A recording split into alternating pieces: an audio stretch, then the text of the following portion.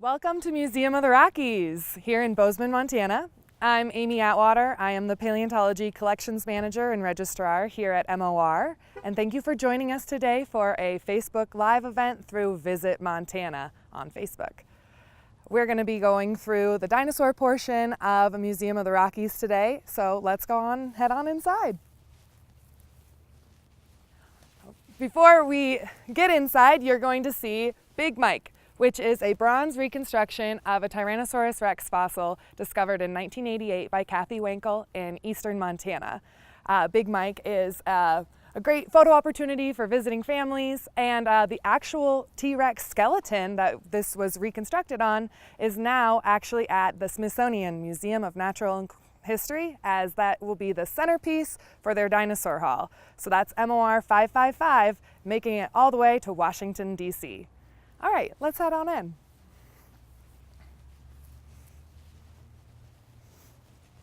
So Museum of the Rockies has extended hours during the summer. We're open from 8 a.m. until 6 p.m.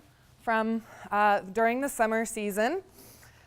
When you pay for your admission, it comes with all sorts of great things included in the cost, including the Taylor Planetarium, which is an awesome experience where you can discover the cosmos. We also have a wonderful gift store that everyone should check out on their way out of the museum. And upstairs, don't forget to see the Martin Children's Discovery Center, where you can go and explore Yellowstone National Park. It's pretty fun. But what we're going to be focusing on today is actually the dinosaur complex. So the Siebel Dinosaur Complex has a history of all sorts of dinosaurs from the Jurassic time period to the Cretaceous time period during the Mesozoic, the age of dinosaurs. So as we journey in, we're going to start with the older stuff first, and then we're going to make it to the last of the dinosaurs from the latest Cretaceous period. So let's head on inside. The Landforms and Lifeforms exhibit gives you an idea of what life was like in Montana long before the dinosaurs. History of life in Montana goes much deeper than just dinosaurs. It goes all the way back to close to 400 million years ago, and sometimes a lot older too, depending on where you are in the state. So some of the earliest fossils that we have from the earlier time periods before the age of dinosaurs are things like stromatolites, which you can see in Glacier National Park. These are strange cyanobacteria mats that form kind of like a pseudo-reef sort of system. Also in Montana, you can find all sorts of cool ancient life, such as trilobites, and also things like Anomalocaris and early fish as well. So if you're into invertebrates and early fish, then the early portion of the museum might be your favorite. It's got some pretty cool stuff that not as many folks know about, including ammonites and crinoids, and all sorts of cool critters that have a deep history and also were very abundant in the ancient oceans that once covered Montana. Again, long before the dinosaurs ever showed up. That's what you can see in this part of the exhibit. As we round the corner here, you get a view of the Bowman Dinosaur Viewing Laboratory. This is a really unique opportunity for visitors to actually see fossils being prepared out of rock by MOR volunteers. So you have to do a lot of preparation to a fossil to be able to study it and also to be able to put it on display like we're going to see later. So the work that happens here is critical to being able to both use fossils for scientific research but also for being able to create amazing exhibits for our museum as well. So I think we have some T-Rex ribs, a large limb bone, probably a big femur, upper leg bone, vertebrae from a Triceratops, a few of those actually. We have a lot of Triceratops here at Museum of the Rockies. We actually house the most Triceratops fossils in the entire world here at Museum of the Rockies. We'll talk more about Triceratops later too, because they're pretty cool. So then we round the corner here after you get to see preparation in action, and you find yourself in the Dinosaurs Under the Big Sky exhibit. So this is really where the dinosaur portion of the Museum of the Rockies begins. This is where you're going to walk through both the Jurassic and Cretaceous time periods. You'll even be able to hear dinosaur noises or hypotheses of what dinosaurs may have sounded like, and see a whole bunch of fossils. And what's great about Museum of the Rockies is most of these fossils that you see on display were found in Montana. And if they're not from Montana, the others tend to be found in states around Montana, largely Wyoming. So it's a very local, regional experience, which is incredible to think of all of these crazy cool dinosaurs being in one place like this, millions and millions and millions of years ago. All right, well, let's head on in. First, we're going to the Jurassic time period. I think folks are pretty used to the word Jurassic. Now, not all the dinosaurs that you would see in a Jurassic Park movie are actually from the Jurassic. There's some artistic licensing there.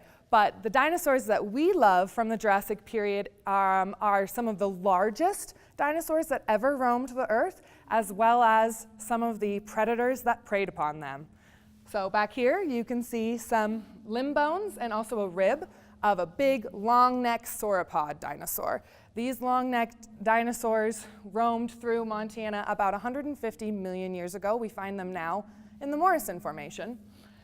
So this leg here, of the adult, we have a baby, a subadult, and a full adult. And this full leg is from a dinosaur that we call the bighorn thunder lizard. Now, this dinosaur would have been about 70 feet long, that's about 1.5 school buses, and would have weighed about the equivalent of 3 full-size African elephants. So we're talking about massive, massive land animals, greater than what we've seen since the dinosaurs. Also down here, you can get a view of, if you look up, Big Al. Big Al is an Allosaurus. This is a theropod dinosaur. That just means that it stands on 2 legs and is eating meat and not all of them though. There's some weird exceptions to that rule. Of course, it's science, there's always exceptions. But Big Al is a really special fossil for Museum of the Rockies. Not only is it a mostly complete Allosaurus skeleton, which is very rare to get an entire skeleton preserved, but also the bones of Big Al reveal that Big Al had a really tough life. We know this because of the study of pathology in paleontology, and we have this beautiful display that shows what we mean by tough life. Evidence that this animal had broken bones that then healed, evidence of infection that they were living with. A toe bone should not look that lumpy and abnormal. It should look like the one on the right. So this indicates that Big Al was going through a lot of tough stuff, infections, broken bones, and it is likely that contributed to Big Al's death when you have as many broken and infected bones. So we're just very happy that Big Al was preserved and that we were able to get Big Al on display here at Museum of the Rockies. Also, the long neck dinosaur you see above us, this sauropod up here, this guy was found in Livingston, Montana. So really local. I mean, that is how close to Bozeman we can find these giant ancient dinosaurs, which is really spectacular. As we walk to the next section here, we are going through time again. We're leaving the Jurassic and we're going into the earliest Cretaceous period, or the early Cretaceous time. Some of the more famous dinosaurs that we have from the earlier part of the Cretaceous are going to be things such as Deinonychus, which is essentially a North American version or a North American relative of Velociraptor, which is another pretty famous dinosaur. So no true velociraptors are found in Montana. They're actually from Mongolia, but we do have Deinonychus here. And we also have examples of all of the different ways it may have preyed upon other herbivorous dinosaurs for prey, like a Tenontosaur in this instance. We also have, from this time period, there were still shallow seas around in Montana, which preserved marine life from this early Cretaceous time period too. So that means we have things like these plesiosaurs that you can see up here. We also have things like a marine crocodile, So ancient reptiles not only ruled the land, but they're also ruling the oceans as well.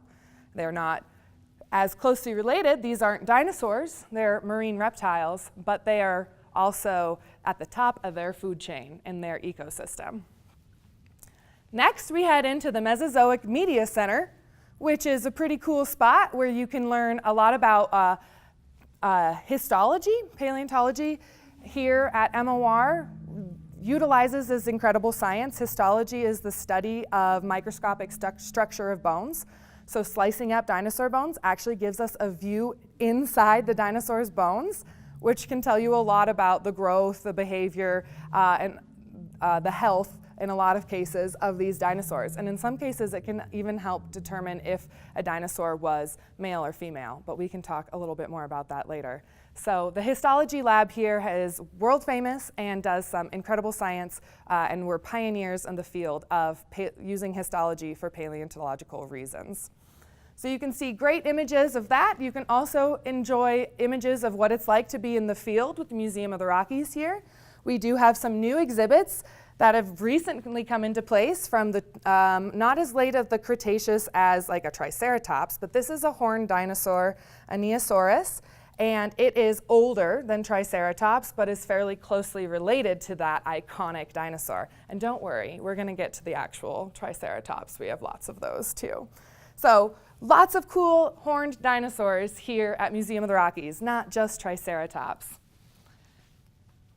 This portion of the exhibit is more about what it's like to work with a locality, a fossil that you find that's densely packed with other bones.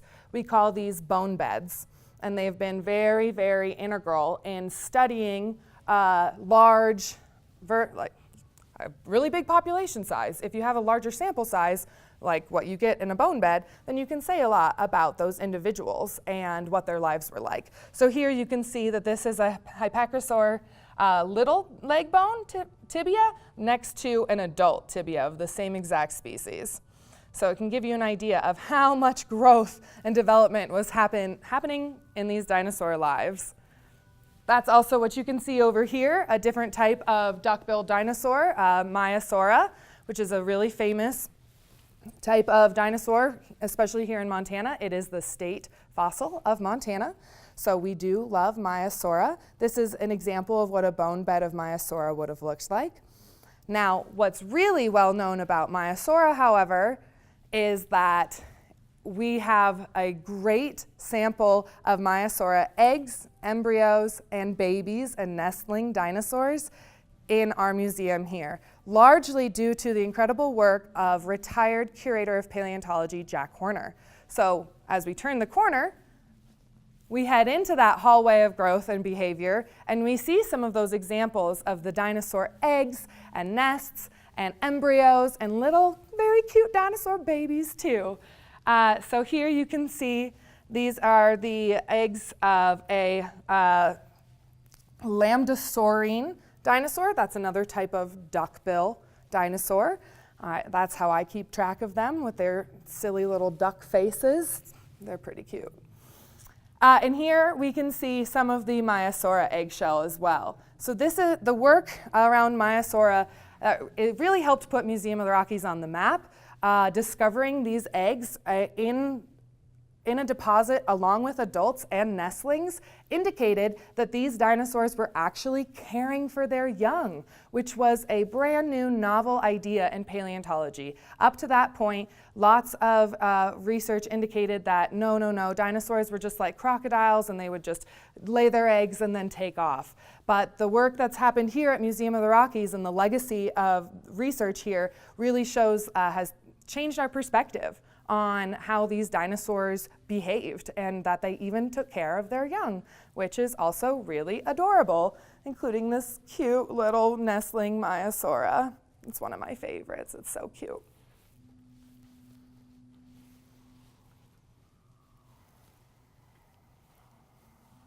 Now here, again, we have another type of horned dinosaur. This is a Chelosaurus. I think it's really scary looking, but it is also a type of horned dinosaur that lived a little bit before Triceratops, what most folks know about. But I do know that this one made my 3-year-old nephew cry.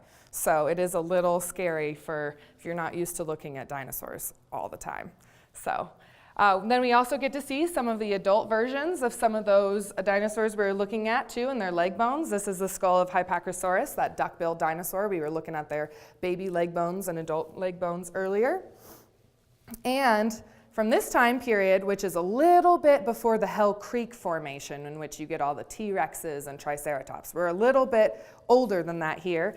And we have a relative of the T-Rex that was the top predator at this time, and that's Daspletosaurus. And here we have the holotype of Daspletosaurus horneri. So this is also in the same general family as not Triceratops, that would be weird. It's in the same general family as a T-Rex, but it's a little bit older, it's not as big, and it does have distinguishing features from a T-Rex as well. So that's Daspletosaurus horneri, a predecessor. Now, another thing I love to mention is that even at this time with the dinosaurs in the Cretaceous, we had marine life that we were discovering too that still had lots of fossils. And if anyone's been seeing the Jurassic World movies, you might recognize a mosasaur like this guy. Now, this one's a lot smaller than what you see in the movie, but again, artistic licensing. But we do have mosasaurs. Again, these guys aren't dinosaurs. They look like it, they're from the right time period, they're full of these big crazy teeth, but they're actually marine reptiles and not actual dinosaurs. So that's a fun fact I like to tell people about. We also have crazy cool shelled organisms like the spiral shell of this ammonite with its really nice, beautiful sheen to it that comes from the same deposits, these ancient oceans that were around at the time of the dinosaurs, preserving life of this ammonite, which is closely related to squid, octopi, and cuttlefish. Are those all cephalopods? Cephalopods. It's in the cephalopod group. And then we're ready to go into the Hell Creek Formation with the formidable Tyrannosaurus Rex. So here we are entering the Hall of Horns and Teeth, where you can see this big old T-Rex behind me. This is MOR 980. This is what we call Montana's T-Rex. This skeleton is almost 60% actual fossil bone, which is really cool. And a lot of museums these days, you are limited with what you can do, and you end up with using a lot of reconstruction. And that's important. You can't put a whole dinosaur together without reconstructing some of those bones from other dinosaurs, but to have such a complete Tyrannosaurus Rex specimen is phenomenal and should be the pride of every Montanan, in my opinion. Also, Montana's T-Rex makes for some really excellent selfie moments, I have discovered. I like to come on this side, and then you can just do the little click, click. It looks great. They're my favorite. So we do have here at Museum of the Rockies, we do have the largest collection of Tyrannosaurus Rex fossils in the entire world. We also have the largest collection of Triceratops fossils in the entire world. So Triceratops, I've got these crazy big horns, 2 over the eyes, a littler one over the nose. They probably would have been T-Rex's favorite snack. We also have a lot of their fossils in our collection, and our current curator of paleontology, Dr. John Scannella, studies Triceratops and studies the growth and behavior of Triceratops, specifically using histology, that technique I was talking about a little bit earlier. So we can even go around this way here to see exactly some examples of Dr. Scannella's work. This is a growth series of Triceratops. I believe it is one of, if not the most individuals represented in a growth series out of any museum. So this is what we would think some of the oldest individuals would have looked like, which at their older part of their life with a little bit less of a nasal horn and actually developing some holes in the frill. Then we get into the not quite fully developed. This is more of your classic Triceratops, what you think of, full big frill, lots of those horns.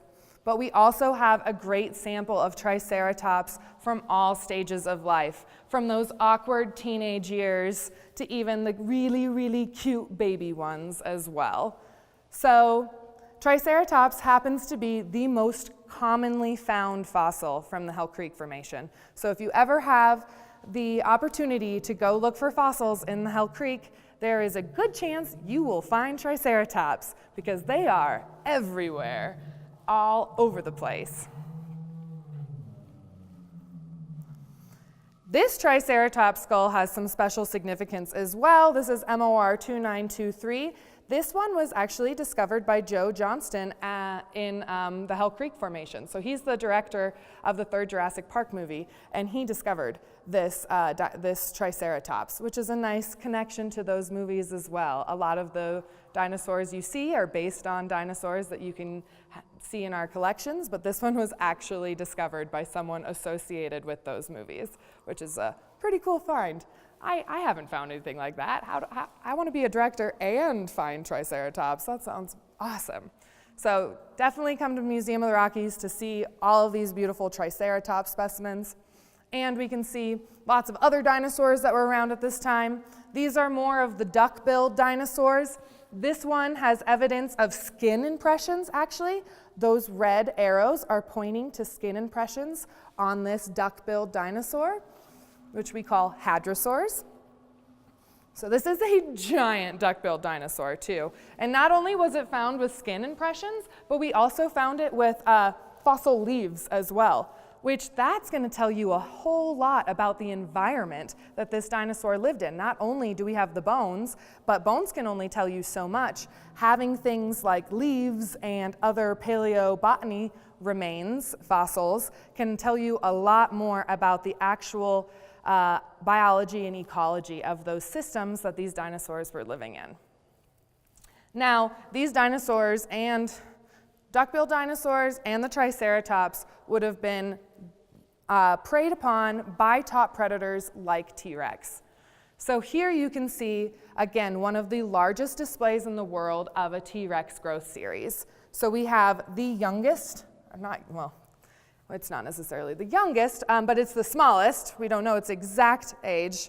Oh, don't quote me on that. Maybe they do know the exact age on that guy. Anyway, it's the smallest one in the world that's ever been found. It's called Chomper. It's MOR 6625. It was discovered by Lee Hall.